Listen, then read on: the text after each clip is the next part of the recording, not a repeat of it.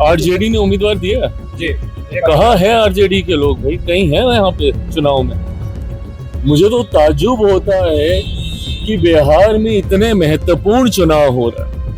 ये एक मौका है पुनः विपक्ष के लिए अपनी एक मजबूत उपस्थिति को दर्ज कराने का, जब विधानसभा चुनाव में आपकी ऐसी करारी हार हुई। ऐसे में ना केंद्र के नेता प्रतिपक्ष को भारत की चिंता है, ना बिहार के नेता प्रतिपक्ष को बिहार की चिंता है। दोनों विदेशों में छुट्टियां मनाने में व्यस्त हैं। तो ऐसे में बांकीपुर विधानसभा के चुनाव में मैं तो मानता ही नहीं कि राजद कहीं वहां पर है।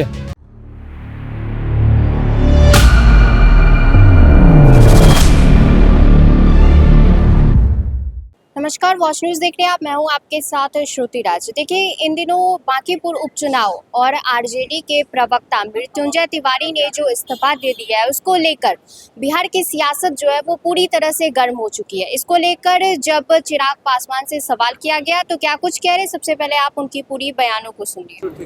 देखिए, सोनम वांचू जी का हम सब सम्मान करते हैं, पर ऐसे में अपनी बात को मनवाने के लिए इस तरीके से अनशन पर बैठना, आप प्रदर्शन करें, शांतिपूर्वक प्रदर्शन करें, सरकार के पास अपनी बातों को भिजवाएं और हर चीज पर चर्चा हो सकती है, बातचीत हो सकती है। बट जिस तरीके से वहां पे माहौल बनाया गया है, जंतर मंतर पे अगर आप देखें, जिस तरीके से सोनम वांचू जी को चेहरा बनाकर जितनी भी लेफ्ट की पार्टीज हैं और ऐसे दल जो कहीं ना कहीं समाप्ति की कगार पर हैं, वे सब अपनी राजनीतिक रोटियां सेकने का प्रयास कर रहे हैं।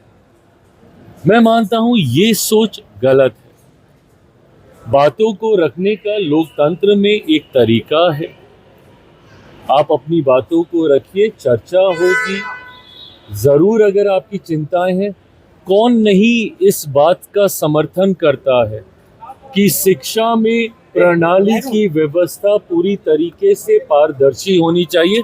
हम सब समर्थन करते हैं, और कहीं पे कोई चूक हुई है, कोई गलती हुई है, आप सुझाव दीजिए, उस पे भी काम किया जाएगा, अकाउंटेबिलिटी भी तय की जाएगी। नीट की एक परीक्षा में जिस तरीके से पेपर लीक हुआ, दोबारा जब पेपर हुए सुनिश्चित किया गया कि दोबारा ऐसी घटना ना घटे।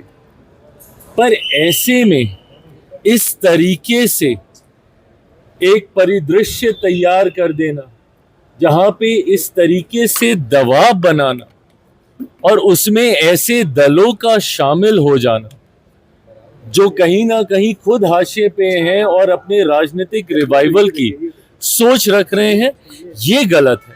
आप बैठिए, सुझाव दीजिए, बातें होंगी, चर्चा होंगी।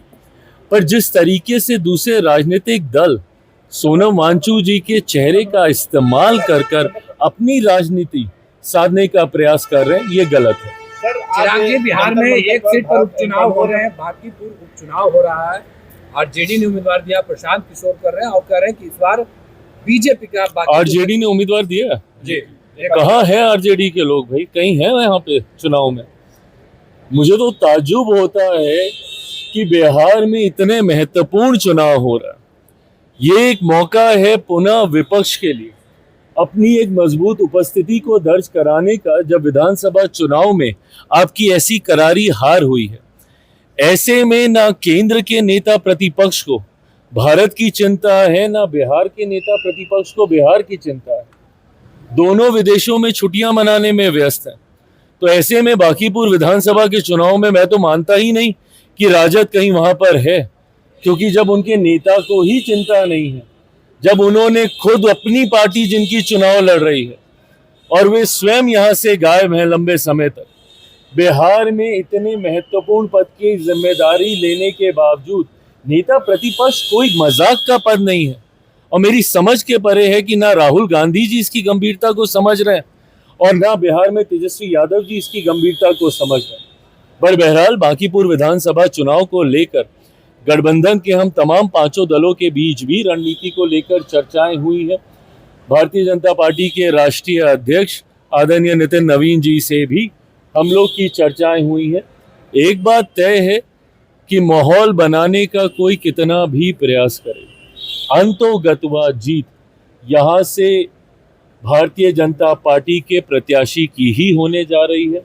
एनडीए के समर्थन के साथ उनकी जीत सुनिश्चित होने जा रही है। नंबर 2 की लड़ाई जरूर यहाँ पे लड़ी जा सकती है विपक्ष के दलों के भीतर ही, और देखना होगा कि राजद इसमें कौन से नंबर पे जाके रुकता है। मृत्युंजय तिवारी आरजेडी को छोड़ दिया और कह रहे हैं कि दीमक की तरह कुछ लोग हैं जो आरजेडी को चाट कर बर्बाद कर रहे हैं। आपकी भी बात हुई मृत्युंजय तिवारी से, क्या लग रहा है आरजेडी खत्म हो रही है? देखिए, मैं मृत्युंजय जी का व्यक्तिगत तौर पर मैं बहुत सम्मान करता हूँ।